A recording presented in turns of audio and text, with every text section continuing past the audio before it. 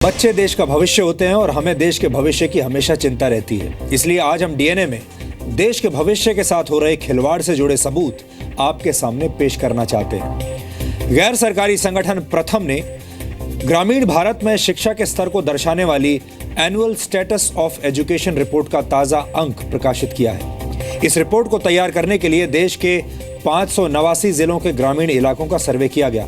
इस सर्वे में 5,62,305 बच्चों के शिक्षा के स्तर को नापा गया और हैरान कर देने वाली बातें इसमें पता चली। आपको जानकर दुख होगा कि ग्रामीण भारत में बच्चों की पढ़ाई का स्तर या तो गिर रहा है या फिर इसमें मामूली सुधार दर्ज किया गया है। इस रिपोर्ट के मुताबिक वर्ष 2014 में ग्रामीण भारत में 8वीं कक्षा के करीब 53% बच्चे अंग्रेजी के सरल वाक्य पढ़ नहीं पाते थे, लेकिन वर्ष 2016 आते आते ये आंकड़ा बढ़कर 55% से भी ज्यादा हो गया। यानी ग्रामीण भारत में 8वीं कक्षा में पढ़ने वाला हर दूसरा बच्चा अंग्रेजी के सरल से सरल वाक्य भी ठीक से नहीं पढ़ पाता। सिर्फ अंग्रेजी नहीं, ग्रामीण भारत में 8वीं कक्षा के छात्र गणित के सामान्य जोड़ने घटाने के काम भी नहीं कर पाते। उदाहरण के तौर पर वर्ष 2016 में 8वीं कक्षा के 76.7% छात्र दो संख्याओं को घटा नहीं पाए, जबकि 57% छात्र भाग करना यानी डिवाइड करना नहीं जानते थे। ग्रामीण भारत में शिक्षा की ऐसी बुरी हालत पर यकीन करना थोड़ा मुश्किल है, लेकिन सच यही है।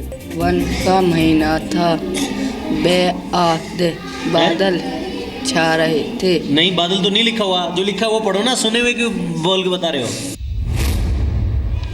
नहीं आता? चल, भाग नहीं आता?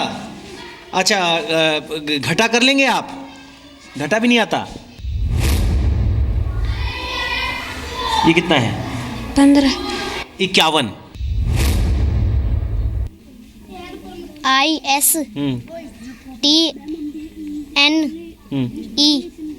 H है ये, N नहीं है। This is a learning.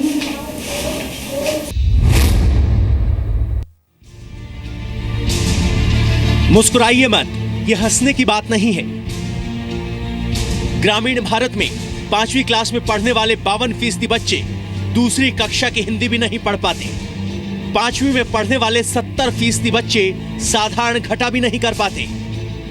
तीसरी कक्षा में पढ़ने वाले सिर्फ 25% छात्र ही दूसरी कक्षा के स्तर की हिंदी पढ़ पाते हैं। पढ़ पाओगे? कौन सी क्लास में हो? 5वीं में। पढ़ के बताओ जरा। वन का महीना था, बेआद बादल छा रहे थे। नहीं, बादल तो नहीं लिखा हुआ, जो लिखा हुआ पढ़ो ना, सुने हुए क्यों बोल के बता रहे हो? Annual status of education report यानी असर की रिपोर्ट बताती है कि देश में शिक्षा का अधिकार बेअसर साबित हो रहा है, क्योंकि अधिकार देने से कुछ नहीं होता, शिक्षा की क्वालिटी भी अच्छी होनी चाहिए, जिसका अभाव बच्चों के परफॉर्मेंस में झलक रहा है। अच्छा, ये शब्द क्या बना?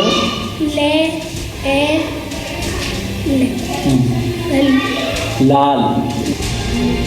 हिंदी का ये हाल है तो सोचिए अंग्रेजी का क्या होगा? नहीं। अब हमारे लिए इनमें से क्या पढ़ना पसंद करेंगे आप? कैपिटल लेटर कौन कौन से हैं? ये क्या है? E M। अच्छा, ये वर्ड बता दीजिए। U नक्स। NEW new. अच्छा, ये क्या है? बस। अच्छा, फैन। फैन। Very good. हम आपको बता दें, जो रीडिंग टेस्ट या कहें कि रीडिंग का पेपर हमारे हाथ में है, ये तीसरी कक्षा के स्तर का है, यानी हिंदी और अंग्रेजी ये तीसरी कक्षा का स्तर होना चाहिए। इस वक्त हम 5वीं कक्षा में मौजूद हैं, तो स्थिति कुछ इस तरह की उभर कर सामने आती है कि बहुत से बच्चे 5वीं क्लास में पढ़ने वाले तीसरी कक्षा के स्तर की हिंदी, मैथ और अंग्रेजी नहीं पढ़ पाते। ग्रामीण भारत में तीसरी कक्षा के 23% बच्चे अंग्रेजी के अक्षर तक नहीं पढ़ पाते, जबकि 5वीं क्लास के 100 में से 75 बच्चों के लिए तो CAT कैट और RAT रेड जैसे शब्द पढ़ना भी मुश्किल है। रिपोर्ट बताती है कि देश के गांव में स्कूलों के छठी कक्षा के जो बच्चे दूसरी कक्षा के स्तर के अंग्रेजी शब्द पढ़ लेते हैं, उनमें से सिर्फ करीब 59.7% बच्चे ही उस शब्द का हिंदी अनुवाद कर सकते हैं, जबकि इस मामले में 8वीं कक्षा के करीब 40% बच्चे शब्द पढ़कर उसका अनुवाद कर पाते हैं। हमारे देश के गांव में स्कूलों में होने वाली शिक्षा का गणित भी बेहद बिगड़ा हुआ है। उदाहरण के तौर पर ग्रामीण भारत में 8वीं कक्षा के करीब 23% बच्चे सामान्य घटा जोड़ भी नहीं कर पाते, जबकि तीसरी कक्षा के करीब 67% बच्चे 10 से 99 के बीच के अंकों की पहचान नहीं कर पाते। गांव के स्कूलों में 7वीं कक्षा में पढ़ने वाले सिर्फ 27.7% छात्र ही 10 से 99 के बीच के अंक पहचान पाते हैं। आबा जी नहीं आता, चल भाग नहीं आता। अच्छा घटा कर लेंगे आप? घटा भी नहीं आता, पहचान लेते हैं आप? ये क्या है? 4 ये कितना है? 15 51। ये कितना है? तो ये गुड़िया कौन सी क्लास में हो? 5वीं ये गुड़िया 5वीं में है।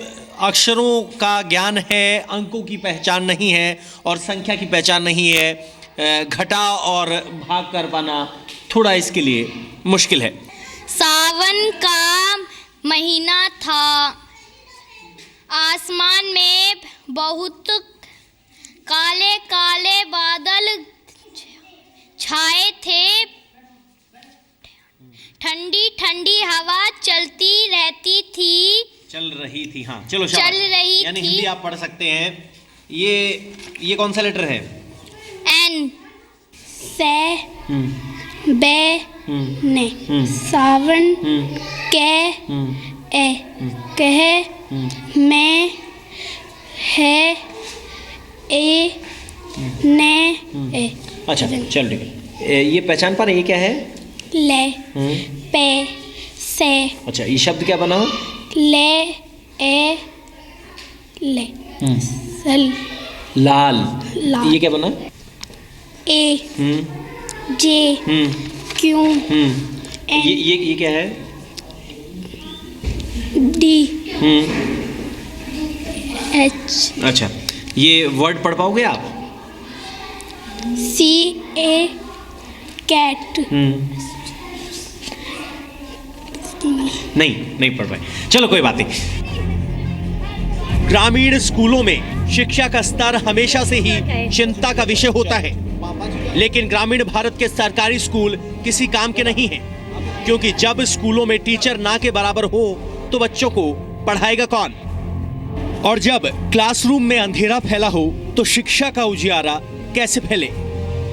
पुरानी बिल्डिंग है, बच्चे पढ़ रहे हैं लेकिन लाइट की कमी है, बाहर उजाला है लेकिन बच्चों के लिए थोड़ा स्थिति अंधकार में है, और ये इंफ्रास्ट्रक्चर की कमी है। क्या क्या इंफ्रास्ट्रक्चर की कमियों आप बता रहे थे, क्या क्या कमियां हैं और उनके लिए आपने क्या किया है? जैसे हमारे यहाँ बच्चों को बैठने के लिए प्रॉपर फर्नीचर नहीं है, बिल्डिंग जर्जर है, उसकी सूचना भी विभाग को दे दी गई है, और अभी भी सबके बावजूद भी इतनी ठंड में बच्चों को बाहर बैठना पड़ रहा है। जिन शिक्षकों का काम देश के भविष्य को तैयार करना है, वो शिक्षक कभी चुनावी ड्यूटी पर होते हैं तो कभी छुट्टी पर। सर हम आपसे पूछ लेते हैं कि आपके स्कूल में एक तो कुल बच्चे कितने हैं और स्टाफ कितने? सर 113 बच्चे हैं हमारे स्कूल में और स्टाफ 6 का है। हाँ। और बाकी 2 छुट्टी पे हैं, मतलब एक CCL पे और एक मैटरनिटी लीव पे। ऑन द प्रेजेंट स्टाफ 4 का। हाँ। और आज 3 ट्रेनिंग पे हैं और मैं अच्छा किस चीज़ की ट्रेनिंग है सर? ये सर वोटिंग चल रही है तो स्लोगन वगैरह लेके जाना था यहाँ अग्रसर इंटर कॉलेज में लेडीज़ टीचर को, जो मेल टीचर रहेगा वो स्कूल में रहेगा। अच्छा तो ये भी एक शिक्षा व्यवस्था का पेच है कि शिक्षक पढ़ाई के अलावा हर वो काम करता है जो उसे करने की उम्मीद नहीं की जाती। एक अच्छी बात यह है कि वर्ष 2010 में शिक्षा का अधिकार कानून लागू होने के बाद से देश में 97% से ज्यादा बच्चे स्कूलों में दाखिला लेते हैं, लेकिन अब चिंता की बात यह है देश के कई राज्यों में स्कूलों में बच्चों की उपस्थिति 60% से भी कम है। मैम आपके स्कूल में स्ट्रेंथ क्या है और स्टाफ कितना है? स्टाफ 6 का स्टाफ है हमारे यहाँ पर और स्ट्रेंथ है 34। 34 बच्चे हैं सिर्फ। कौन सी क्लास से कौन सी क्लास तक? 6 to 8 तक। 6 to 8 तक। ज़्यादा दिक्कत है। दूसरा, हम पेरेंट्स से भी शिकायत करते, बच्चे स्कूल नहीं आते। सबसे बड़ी दिक्कत ये भी है कि जैसे कोई काम होगा, अब सर्दियां हैं, नहीं आ रहे हैं बच्चे, क्योंकि बहुत से गरीब बच्चे हैं, स्वेटर नहीं है। अधिकतर मेरा जो मानना है कि जो हमारी बेसिक एजुकेशन इसलिए फेल हो रही है कि फैसिलिटीज़ नहीं है हमारे पास में, ताकि हम उन बच्चों को प्राइवेट स्कूल से सरकारी स्कूल में लेके आ सकें। अगर आप अटेंडेंस की बात देखें, नाम आ गया स्कूल में वो तो ठीक है, पर बच्चे को भी तो आना चाहिए ना। तो अगर आप किसी भी एवरेज डे पे जैसे असर करता है, स्कूल में जाके देखा जाए कि नामांकित बच्चों में से कितने बच्चे आज एक्चुअली मौजूद हैं, तो वो आंकड़ा इंडिया के अलग अलग राज्यों में बहुत फ़र्क देखने को मिलता है। जो हम हमारे दक्षिण के राज्यों में चले जाएं तो वहाँ पे नामांकन और उपस्थिति लगभग एक जैसी है। 80, 85, 89, 90% की उपस्थिति हमारे उस स्टेट्स में मिलती है। पर अगर हम हमारे नॉर्थ के इलाके में आ जाएं तो वहाँ पे काफ़ी अभी भी काम करने की ज़रूरत है। कहते हैं कि बच्चे तो गीली मिट्टी के बने होते हैं, उन्हें मनचाहे सांचे में ढाला जा सकता है, लेकिन अफसोस इस बात का है कि हमारे एजुकेशन सिस्टम का ढांचा जगह जगह से खराब है, जिसकी वजह से बच्चों को शिक्षा का अधिकार तो मिल गया है, लेकिन बेहतर शिक्षा का अधिकार न जाने कब मिलेगा। पवन नारा, सी मीडिया। इस रिपोर्ट ने ग्रामीण भारत के बच्चों को मिल रही शिक्षा का असली स्तर आपको दिखाया है। इस हालत के लिए देश में शिक्षकों की कमी सबसे बड़ी वजह है। सरकारी आंकड़ों के मुताबिक हमारे देश में सरकारी प्राइमरी स्कूलों की संख्या 8,40,546 है। देश में पहली कक्षा से 5वीं कक्षा तक के विद्यार्थियों की संख्या 12,91,00,000 है। इन प्राइमरी स्कूलों में 5,39,000 शिक्षकों की कमी है। शिक्षा के अधिकार कानून के मुताबिक प्राइमरी स्कूलों में 30 बच्चों पर एक टीचर होना चाहिए। मानव संसाधन मंत्रालय की रिपोर्ट के मुताबिक फिलहाल भारत के प्राइमरी स्कूलों में 27 बच्चों पर एक टीचर है। ये सरकारी आंकड़े हैं और कई बार इन आंकड़ों को निजी तौर पर कराए गए सर्वे से चुनौती मिलती रहती है।